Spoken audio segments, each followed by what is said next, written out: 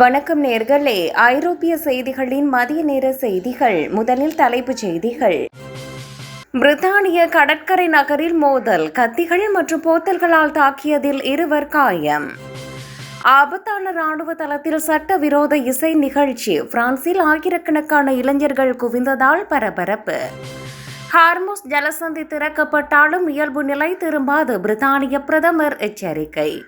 இஸ்ரேலிய ஒற்றர்கள் 2 ஈரான் மரண தண்டனை, மத்திய கிழக்கில் போர் பதற்றம் தீவிரம். ஹார்முஸ் ஜலசந்தி கட்டணம், கப்பல் நிறுவனங்களுக்கு அமெரிக்கா கடும் எச்சரிக்கை. ரஷ்யா ராணுவ தோல்வியை நோக்கி செல்கிறது, கிரெம்ளின் ஆதரவு வலைப்பதிவர் பகீர் ஒப்புதல். பிரிட்டனின் அணுவாயுத திறன் முடக்கப்படும் அபாயம், 2 முக்கிய இடங்களை குறிவைக்கும் எச்சரிக்கை. நேட்டோ சிதறுகிறது, டொனால்ட் டஸ்க் விடுத்துள்ள அவசர அழைப்பு. இனி விரிவான செய்திகள். பிரித்தானியாவின் கடற்கரை நகரமான பிரைடனில் ஏற்பட்ட பெரும் வன்முறை மோதலால் அப்பகுதியில் பெரும் பரபரப்பும் பதற்றமும் நிலவுகிறது.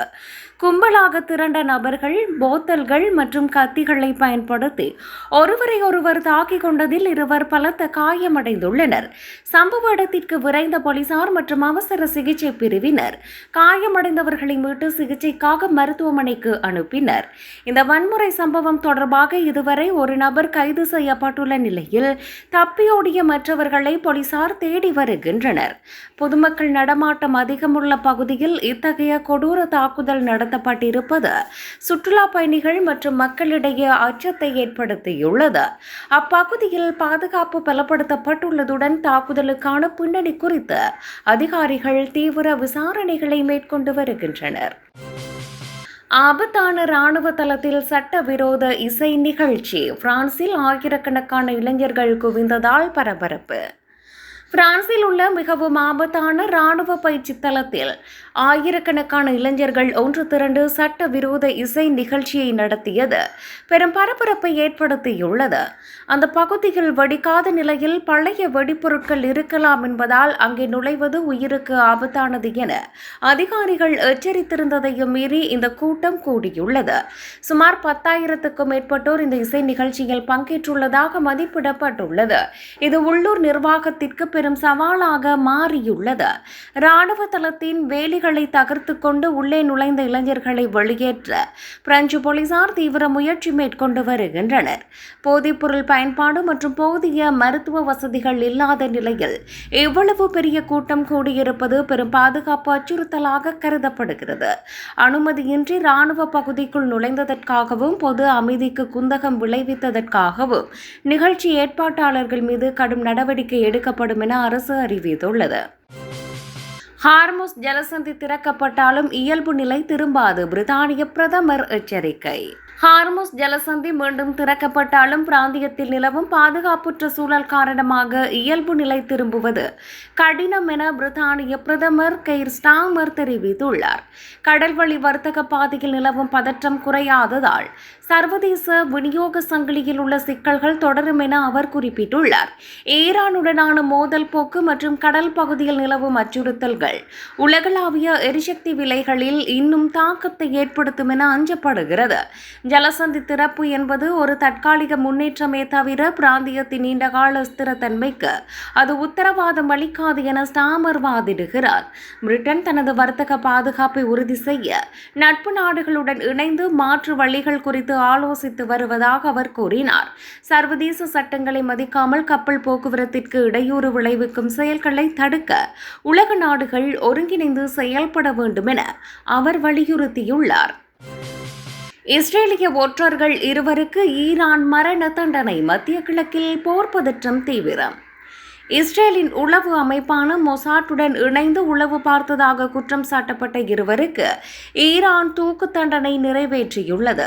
ஈரான் பாதுகாப்புத்துறை தொடர்பான ரகசியங்களை இஸ்ரேலுக்கு கசிய விட்டதாகவும் நாசவேலைகளில் ஈடுபட முயன்றதாகவும் இவர்கள் மீது குற்றம் சுமத்தப்பட்டுள்ளது.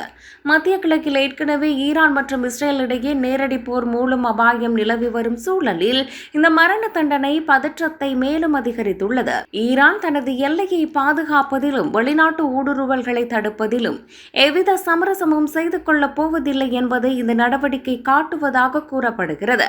இந்த மரண தண்டனைக்கு இஸ்ரேல் மற்றும் மேற்கத்திய நாடுகள் கடும் கண்டனம் தெரிவித்துள்ளன. இது ஒரு அரசியல் கொலை என அவர்கள் வர்ணித்துள்ளனர்.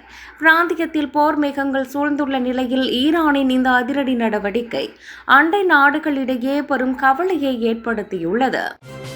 ஹார்முஸ் ஜலசந்தி கட்டணம் கப்பல் நிறுவனங்களுக்கு அமெரிக்கா கடும் எச்சரிக்கை.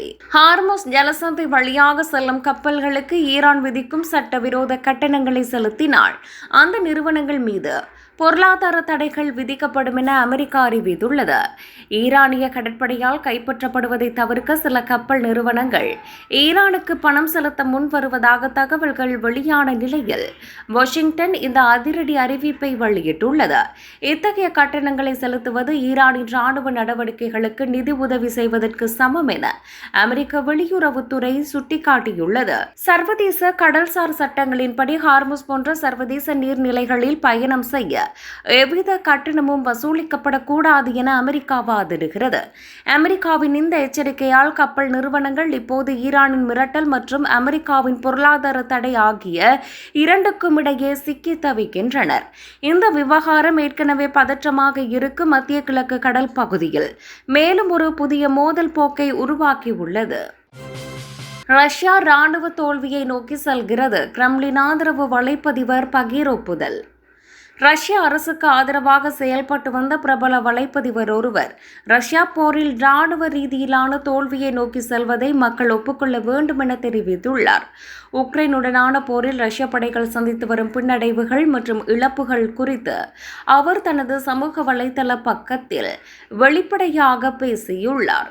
கள நிலவரம் குறித்து ரஷ்ய அரசு தரப்பில் கூறப்படும் தகவல்களுக்கும் நிஜமான பாதிப்புகளுக்கும் இடையே பெரும் இடைவெளி இருப்பதாக அவர் சுட்டிக்காட்டியுள்ளார்.